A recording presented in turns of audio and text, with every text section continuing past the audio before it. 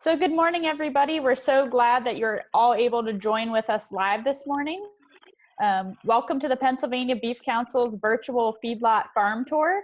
My name is Caitlin Carey, and I work on behalf of the Pennsylvania Beef Council. We work on behalf of Pennsylvania's beef, dairy, and veal producers, and we're so glad that you're here today to learn more about what happens on the farm. On the line, we also have Dan Tolan from Shiftology that you've been working with for all of the connectivity. And so I'm going to go around and we'll just introduce the groups that we have live here on the line with us today. So first we want to welcome Wendy Allen's 6th and 8th graders from Elkton, Maryland. And next we have Alexis from Athena Academy in West Point, New York. Welcome. Hi. Next, we want to welcome the IU1 laboratory in Washington, Pennsylvania. Welcome, guys. Wave. And next, we're going to welcome the students from Lillian Steen School in Bogota, New Jersey. Thanks for joining, guys. And we want to welcome all the students from Of the Vine Elementary in Fredericksburg, Virginia. Thanks so much for joining us, guys. So now we're going to head out to Masonic Village Farm, and farmers Frank and Scotty are going to introduce themselves and kick off the tour. Well, good morning. My name is Frank Stoltzfus. I'm the farm manager at Masonic Village. The shot you're seeing is outside our feedlot. We have a very windy day today, so we decided we better move inside. But as you can see, we are very, very rural. Masonic Village consists of about 1,400 acres, and we farm about 650 acres of that. A lot of that is in pasture land, and the rest is in row crops. We grow corn and soybeans and a lot of hay. And this morning, we're going to take you on a tour of our feedlot, and that's the second step in the cattle here at Masonic Village. The first step is our cow-calf operation, which there's actually a video on that was done with Dan several months ago. So if you want to go back and see how the calves come and where we do that, you can go back and look at that section. So if Nicole can just swing the camera over here to the feedlot, we're going to be inside the rest of the time because of it being so windy. And this is the feed center of our feedlot. Just 1 minute till we get the door down. As I said, it's very windy, so this is where we're going to start our tour today, but there's a couple things I'd like to talk to you about before we get started. A little bit of terminology. Sometimes when people talk about cows, they're really talking about all cattle. So cattle are bovine, but they are cattle is a big segment of the bovine species. And within the cattle, we have cows. Now, cows are the females. Cows are the ones that have the babies. And then we have the bulls. They're the fathers. They're the sires. Then we go from there to calves. That's another word you'll hear us use. Calves can range in age from birth up until about 6 or 7 months of age. And then at that point, they become, when they turn a year old, they become yearlings. And from there, we have heifers and steers. So the heifers are the females, and we call them heifers until they reach puberty, until they have their first calf. And steers are the males, and that's mostly what feedlot. So I use those terms, and so you can see how they are different from just saying cows. So keep that in mind. Another thing we're going to talk about a lot today is our Bqa program. We are certified Bqa producers. That means we adhere to a strict set of rules that have been set up over the years by the National Cattlemen's Beef Association and by the Pennsylvania Cattlemen's Association. And every year we have to be recertified. Every 2 years we have to be recertified. And so that means we have to go take some classes and make sure that we're doing everything exactly the way it should be done. And we take a lot of pride in that. and that has to do with our feeding practices, our handling practices. Everything we do with the cattle is under the BQA certification. Right now, I'm going to turn it over to Scotty Miller. Come on in here, Scotty. Scotty is our beef herdsman. Scotty does most of his work with the cow-calf herd, but he also helps feed cattle. And Scotty's going to go through a typical morning for us inside the feed room here. So take it over. Thank you. All right, good morning. Typical morning here, we're gonna feed our cattle, the steers. We feed them twice a day in this barn. We have it set up that one guy can kind of stand in one spot and mix everything. What we mix is called a total mixed ration, or a TMR. It's where we put numerous ingredients into one mix to make up a final mix, kind of like you might make bake a cake at home. You put many ingredients into it to get a nice final product out of it. And we do everything by weight, by scale. So it's all, we're not just throwing in handfuls or pinches like your grandma might do. We get everything pretty specific that way and pretty accurate. We use a couple different ingredients. We grow our own corn, so we can get shelled corn with that, and we get corn silage off of that. And we buy a couple products in. We use dried Distillers grain, which is a byproduct of another process. Show some of that here if we can see it. This is dried Distillers grain. It has a little bit of energy to it, and it has it's really good protein value for our cattle.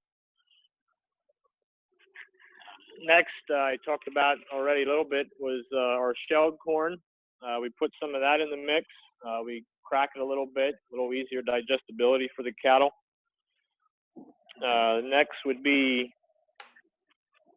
our corn silage, which is the whole stalk. We chop that with a chopper. We chop everything, so we'll have some corn kernels in here. Can we move a little closer so we can see the corn and the other ingredients a little closer? Possible to move the camera a little closer? Okay, sorry about that. Wonderful. Yep, no problem. That's perfect. Okay. Yep, much better. Thanks. Yep. And then we also, with BQA, we work with nutritionists very closely. We keep in real good contact with him, and we're not always changing the ration, but if we need to tweak something, he's our guy, and he lets us know what we need to do. So with that too, we use minerals. We give them some vitamins and minerals that they might need just to keep them healthy and boost their immunity system, just like you might take vitamins at home every day. So those ingredients there, plus we use some liquid molasses, which is just like you might put syrup on your pancakes in the morning to help make them taste a little better, a little more appealing. That's the same scenario with the liquid molasses. It's a sweetener, and the cattle, it smells good to them, so they really like that.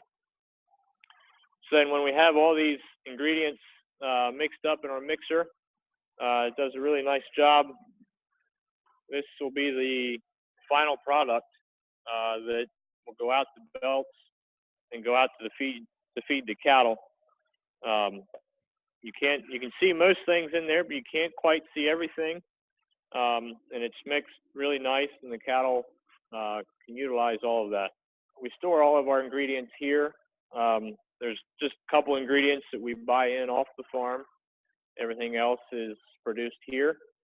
We use upright silos for our corn silage, and that works really well for us. We'd shown the control panel a little bit, but we can just stand there and flip some switches and get everything in that we need to get in, all our controls, and we can keep track of our silo unloaders and our weights. We have all all our recipes in this scale head. Different size cattle get different rations. That way we're not just feeding them kind of willy-nilly. We work with our nutritionist with that as well. So I think we're probably ready to. Yep, move on into the next shot. Yep. Okay. And as you guys are moving, is it possible for you to explain to the group what BQA means? What is it the acronym for? BQA stands for Beef Quality Assurance. And as I said before, that's a program that's been well established over the years with both the National Cattlemen's Beef Association and the Pennsylvania Cattlemen's Association. Perfect, thanks. So we're now actually in the feedlot, and if we're on, you can see cattle behind me. This is a pen of cattle that are just about finished and ready to go to market. So I'm going to go through the process of how we handle cattle and what happens to them when they come on the farm. So when calves first arrive here, they're weighing anywhere from 500 to 800 pounds. Most of the calves here at Masonic Village Farm are either ours that come from our cow-calf herd, or we purchase them from surrounding producers here in Pennsylvania, some from West Virginia and some from Virginia. But they'll come in lots of anywhere from 10 to a tractor trailer load of 70 or 75, and they'll come into the feedlot, and the first thing we do to them is weigh them and tag them and vaccinate them. We're going to go through that process in a few minutes, how we do that, what that looks like. But just from there, they go into the pens, the individual pens. They have free access to feed, free access to water. There's also in the background, you can see there's some little yellow things back there hanging on the wall. That's actually their back scratchers.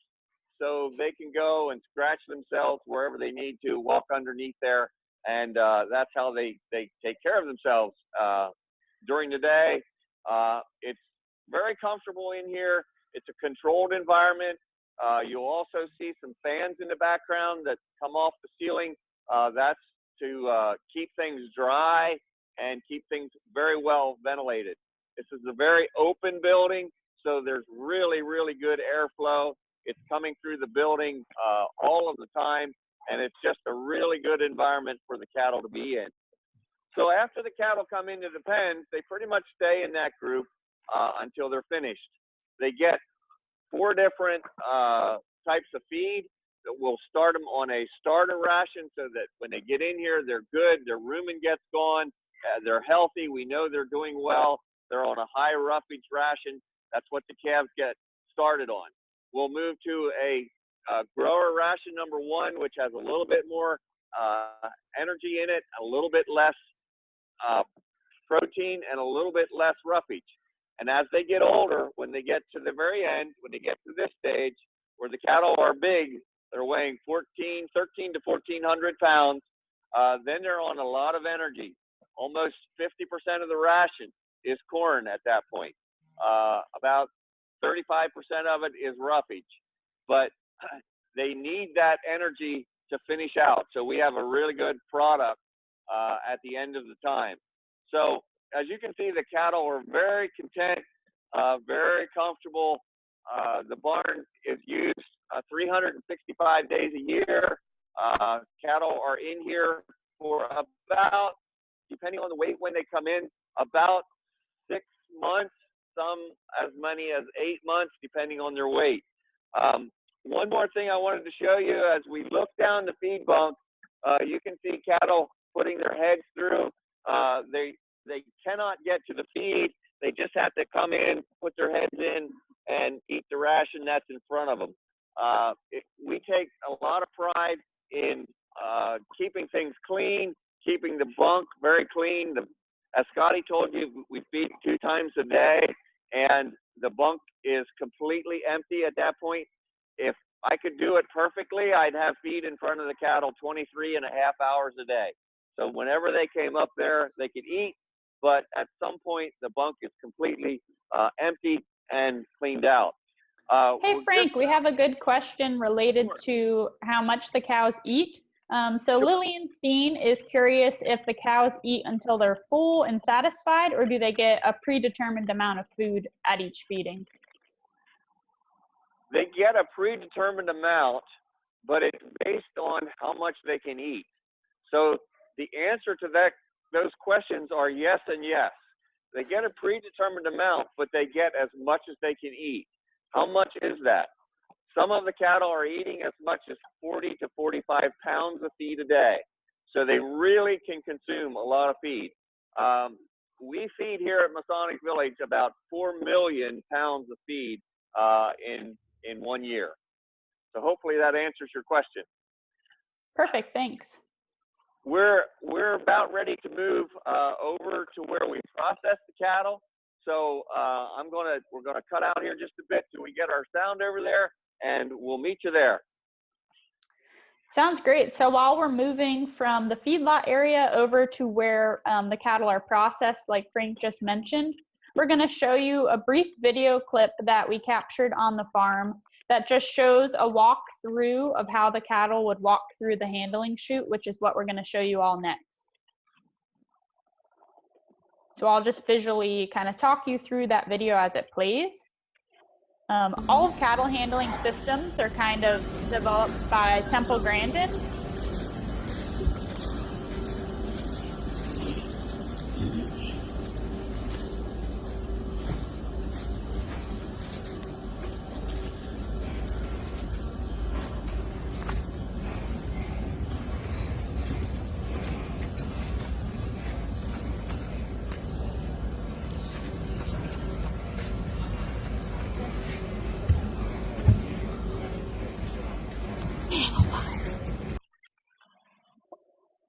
Perfect. So you'll see kind of how that was curved as the cattle would walk through. And that's designed, that's a design that Dr. Temple Grandin came up with. And the purpose for that is it just mimics cattle's natural behavior. They're naturally going to turn around and go back to where they came from. So the reason that alleyway was curved that they would walk through is so that they're going to be heading back in the direction they came from. But we'll turn it back over to Scotty so he can talk us through the handling system. Yep, this is our handling facility, our handling system. With BQA, some of those guidelines are different ways to handle cattle. One of them is we don't use any shockers or prods. We use these flags, cattle sorting flags. They're nice and they're quiet.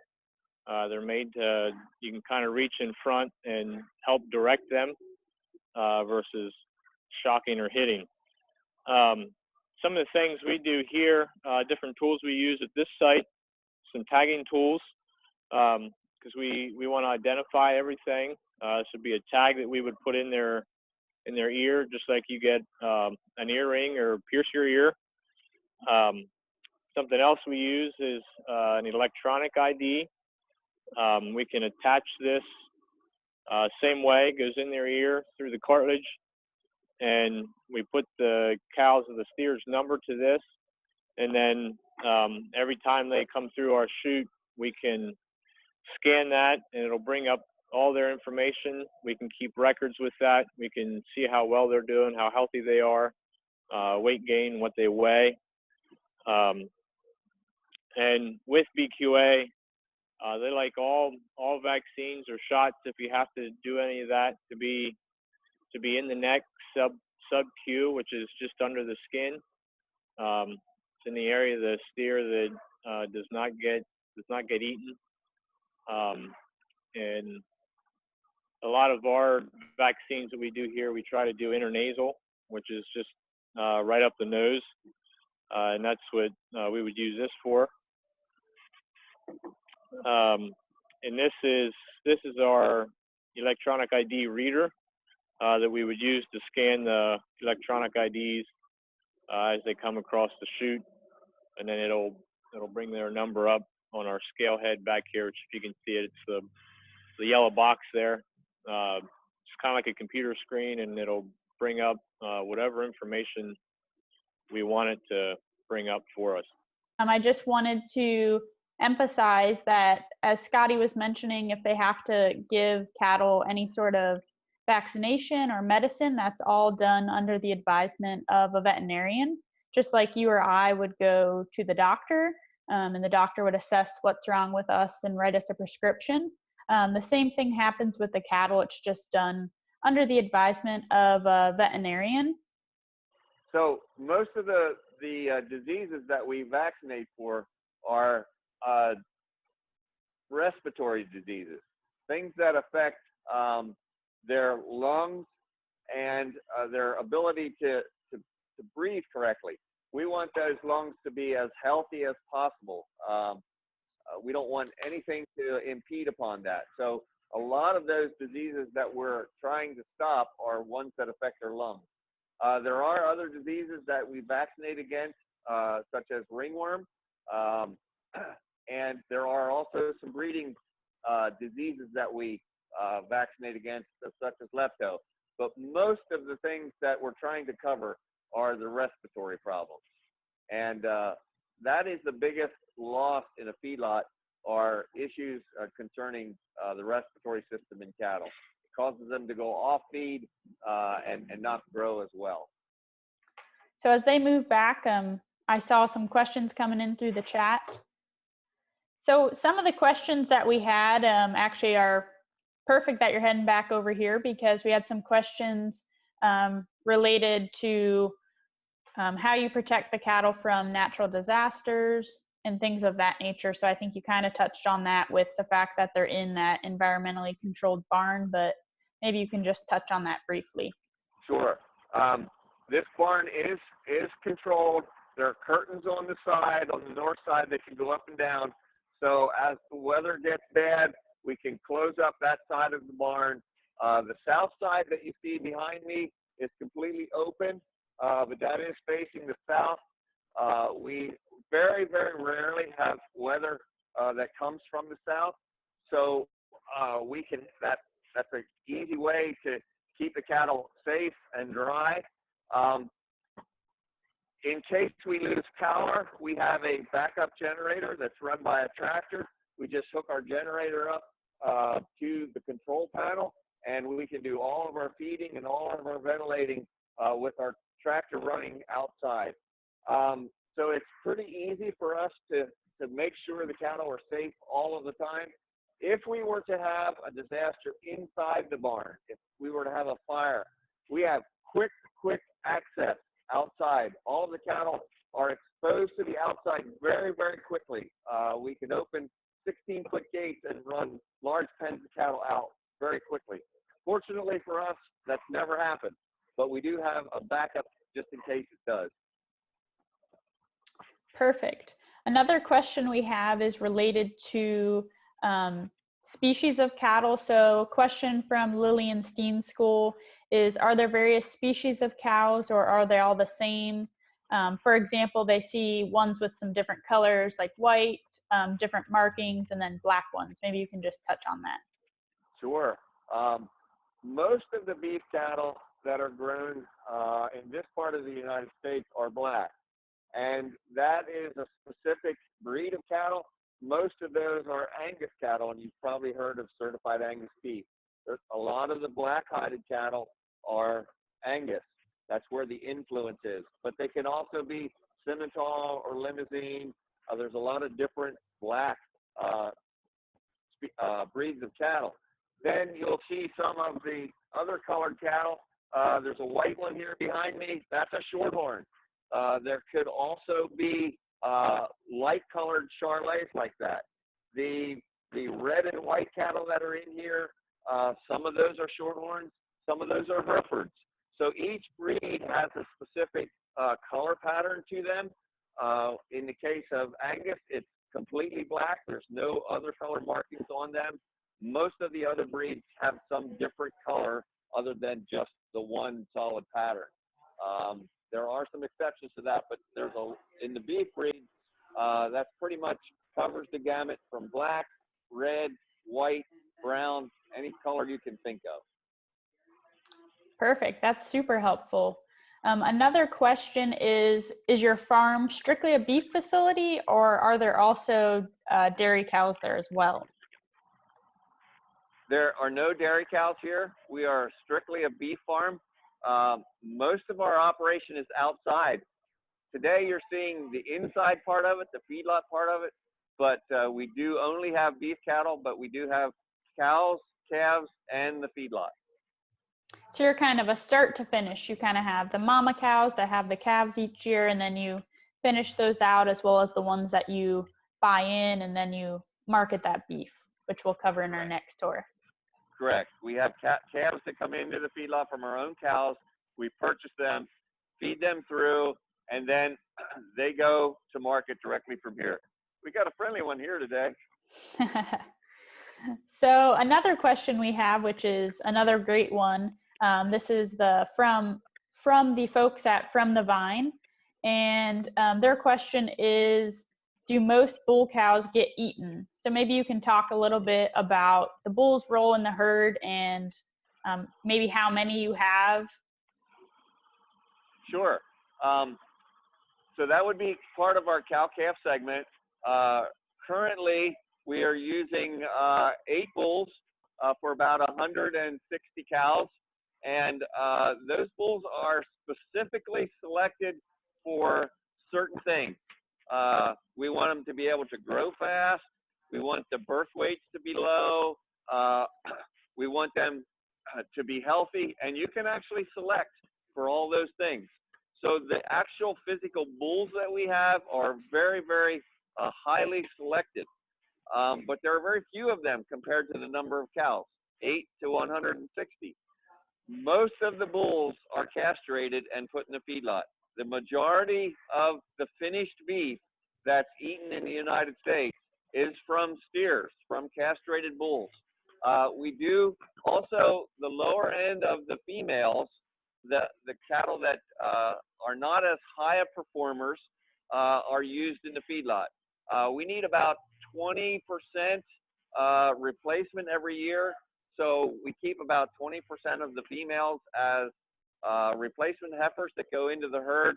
The rest of them are put into the feedlot.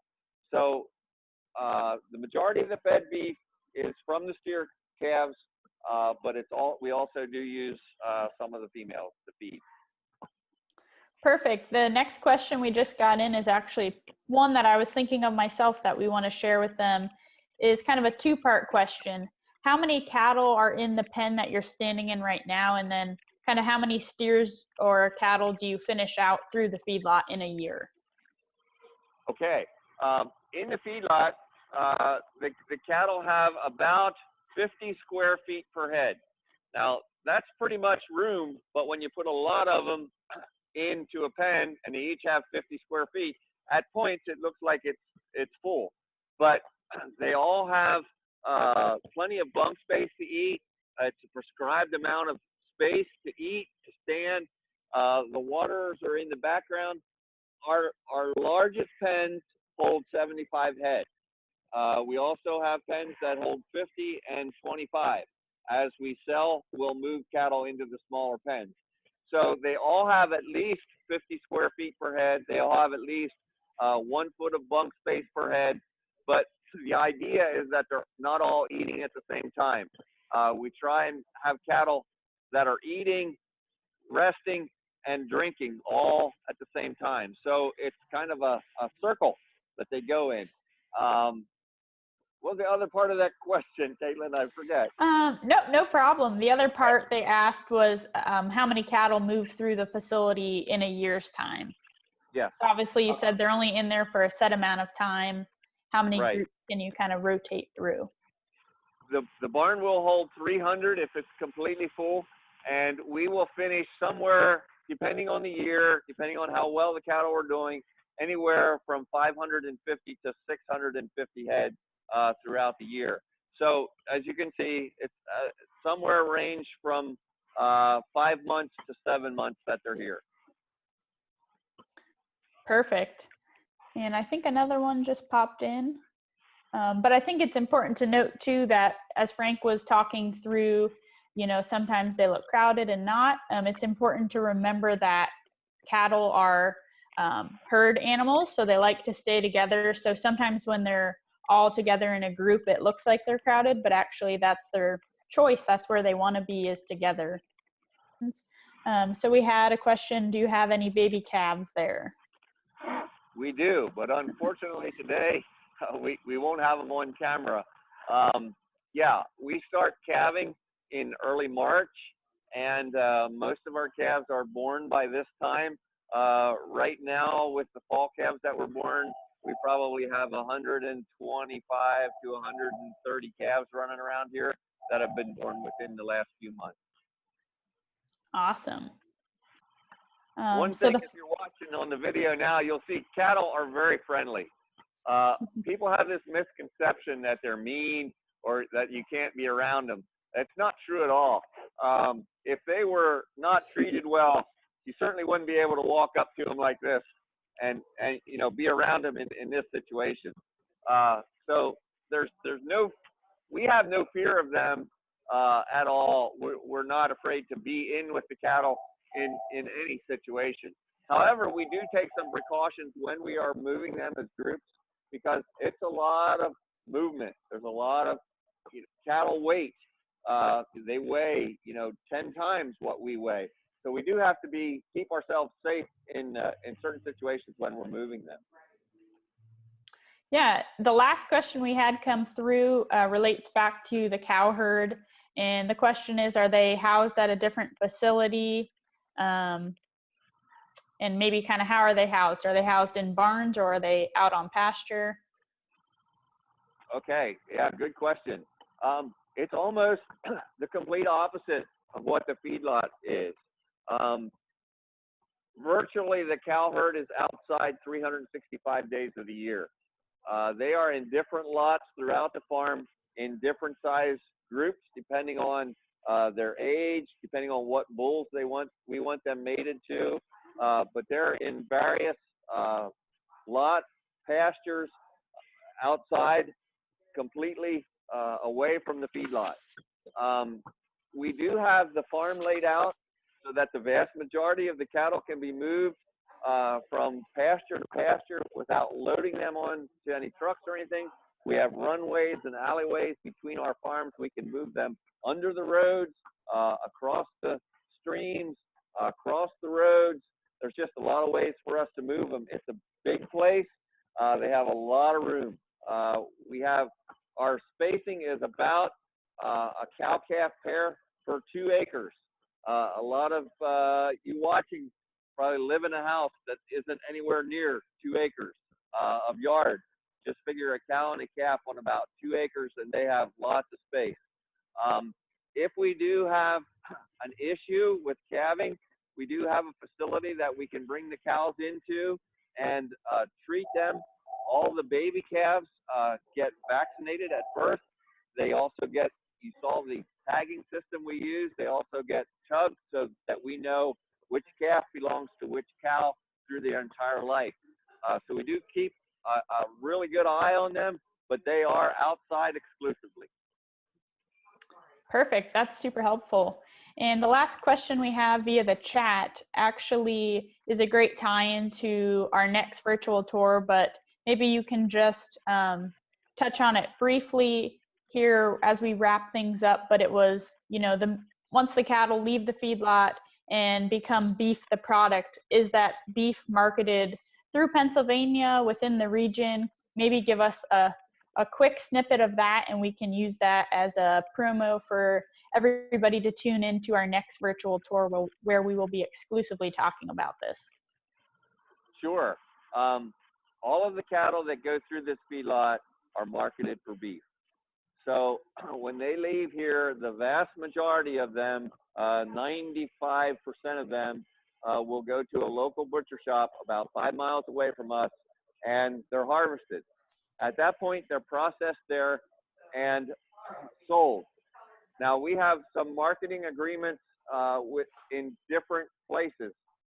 We have our own store, actually, where we sell some of our own product. Some of our product comes back into Masonic Village. Masonic Village is also a nursing care and retirement community. So some of that beef comes back and we use it right here in our kitchen. Some of it goes to farmers markets in both Pittsburgh and State College. And the majority of our beef, though, goes to restaurants in New York City. So if you come back to our next virtual tour, we're going to talk a lot about how we market cattle. What happens from the time they leave this facility until the time they're consumed by consumers just like you guys all throughout the region. Perfect. That's great. So Dan, I think now if we want to flip to anybody that has a camera and just check in with them and see if they have any questions, we can do that before we wrap things up. Nope, we're good. So with that, we again just want to thank all of you for taking time out of your day to come visit the farm with us virtually. And we appreciate the questions that you've asked. They've all been great. And we want to just give you a shout out and let you know that if you have any questions related to the tour today or anything about beef and how it's raised, you can reach out to us at the Pennsylvania Beef Council. We're also online at pabeef.org. And again, we're just thrilled that you all were able to join us today. Thank you. Yep, you all have a great day. Thank you. You too.